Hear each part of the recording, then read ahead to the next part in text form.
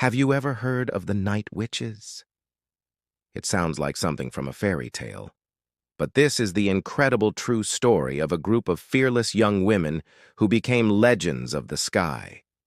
Our story begins with a young woman. Let's call her Nadezhda. From the moment she saw her first airplane streak across the vast open sky, she was captivated. Flying wasn't just a dream. It was a calling, a deep-seated desire for freedom and adventure that she felt in her very bones. But in the early 20th century, a woman in a cockpit was almost unheard of. Society had clear roles, and piloting a plane wasn't one of them for a woman. She faced countless rejections, hearing no so many times it would have made anyone else give up. But Nadezhda was different. She spent her days working and her nights studying, poring over books about aerodynamics, engine mechanics, anything she could get her hands on.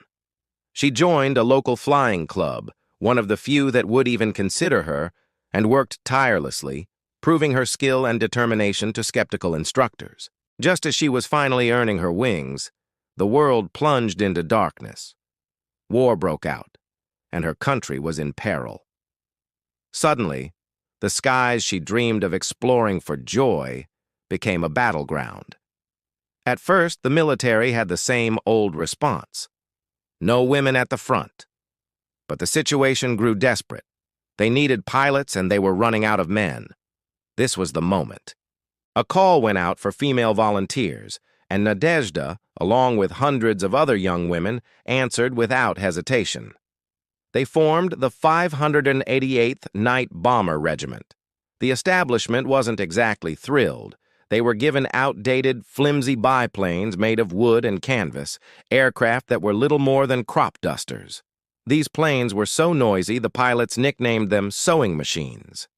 They had no armor, no parachutes, and no radios. Their only defenses were the darkness of night and their own incredible skill. Their mission was terrifyingly dangerous.